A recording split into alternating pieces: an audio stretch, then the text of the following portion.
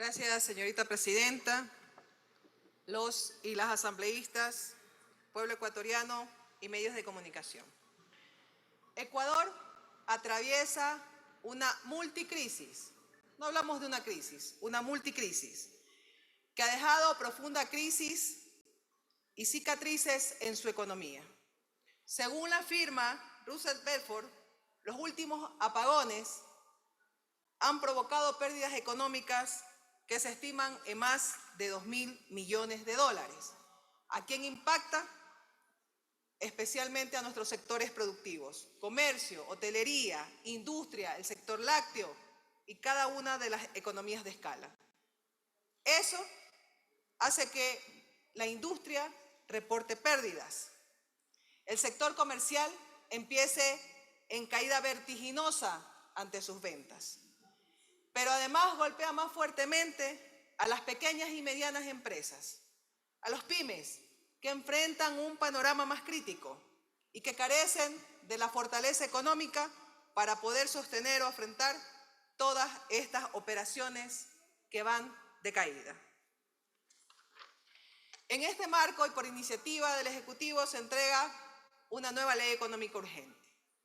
Hoy discutimos un proyecto que viene alimentado también en este debate de los diferentes asambleístas, de los diferentes sectores que se ven afectados.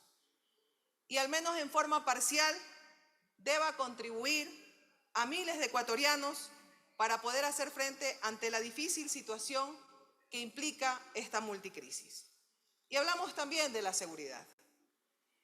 El proyecto ha contemplado de los diferentes sectores, como podemos ver el día de hoy también, los puntos de vista, las precisiones, cómo están. Pero hay elementos importantes que asumir con un tema que tendrá que tener la regularización necesaria del Ministerio Rector, como el caso de las deudas de personas con la discapacidad. Una disposición necesaria, pero no es solamente el alivio de una carga financiera de un sector particularmente vulnerable, porque aquí siempre hablamos de los grupos prioritarios, de los grupos que están con mayores problemáticas en el país, sino que también se envíe un mensaje de justicia y de equidad social, mostrando que siempre desde esta Asamblea Nacional debemos proteger a quienes enfrentan mayores desafíos y son los que más afectados se encuentran. Y eso debe cumplirse en tiempos, no solamente la retórica de lo escrito. Y los tiempos conllevan a un tema muy importante, que es una fórmula que yo digo. Hay una propuesta hecha, hay un debate con diferentes visiones. Las visiones que pueden venir y van a ser desde el sector público y privado, desde los sectores que tienen y los que menos tienen.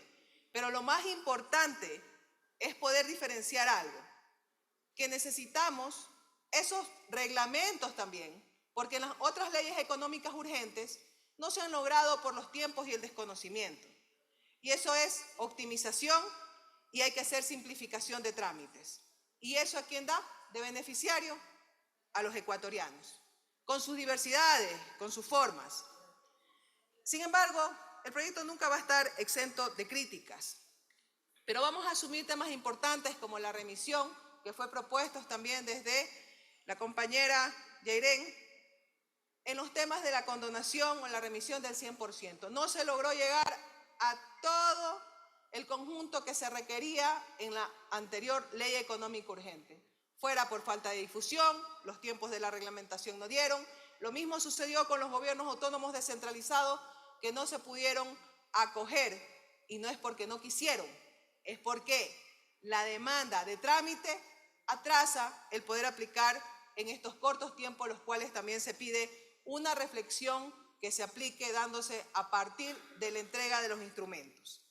Esto en los jóvenes representa definitivamente en el estado de créditos, recargos, gastos administrativos, un alivio tangible para ellos y sus familias, quienes también han sido golpeados, pero además la inclusión de 12 meses, con convenios, con tasas referenciales y preferenciales, flexibilidad que les permitirá a lo que todos aquí, los 137 asambleístas, permanentemente hablamos, de los que están, de los jóvenes, de las futuras generaciones. Entonces debemos empezar también a velar mucho más por este segmento. Estas medidas también incluyen la suspensión de procesos coactivos que están casi a la puerta para mucha gente. Y es un alivio real, es un tema administrativo, tramitación de solicitudes, pero es un paso clave y necesario para que no entren ya en los procesos coactivos de remates y de embargos en condiciones de la conclusión de un año, como es el caso del 2024, por finiquitarse. Aunque las disposiciones tienen muchos puntos positivos también, en las experiencias anteriores volvemos a remarcar el tema de la instrumentalización para que llegue a quienes más lo necesitan. Muchas veces acceder, y voy a diferir, y que no es simplemente una moda, el tema de condonaciones o remisiones requiere de trámites muy complejos, de una asesoría especializada y que al final del día va dejando siempre a nuestros sectores vulnerables fuera de ellos porque no tienen ni conocimiento y a veces ni las condiciones necesarias para poder beneficiarse de estas oportunidades. Y con eso me refiero a la movilidad, al trámite, cómo lo realizan, cómo lo hacen, quién da una respuesta. Y eso sucedió hasta con los gobiernos autónomos, con sus equipos financieros y jurídicos. Ese es un ejemplo básico. También es importante lograr la sostenibilidad fiscal. Aquí se debaten muchos temas, pero esa sostenibilidad fiscal tiene que tener indiscutiblemente la tranquilidad para el pueblo ecuatoriano, que los presupuestos que se han generado y el alivio financiero cuente también con aquella garantía para que los otros sectores estén definitivamente consolidados.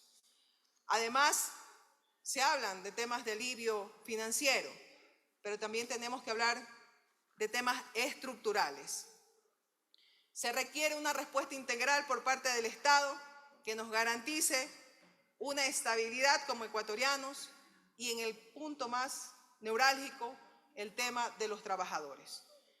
No obstante, en todos los aportes que hemos realizado, consideramos que este debate va a permitir dar más espacios de reflexión con el tema de la condonación de las deudas, los límites que va a tener en el tema de la discapacidad para que no exista la preocupación de la ley del más vivo, indiscutiblemente, la remisión de los créditos, los tiempos, los temas que resultan urgentes y fundamentales durante que duren las emergencias. También hay estas extensivas que deberían revisarse, pero vamos a estar vigilantes y garantizar que siempre debe ser inclusivo, eficiente y transparente. Y al mismo tiempo, el gobierno deba complementar medidas con políticas estructurales que aborden las raíces de los problemas económicos de nuestro país y así solo podremos construir un Ecuador más justo, más resiliente y próspero para las presentes y futuras generaciones. Por mi provincia y por mi país, muchísimas gracias, compañeros.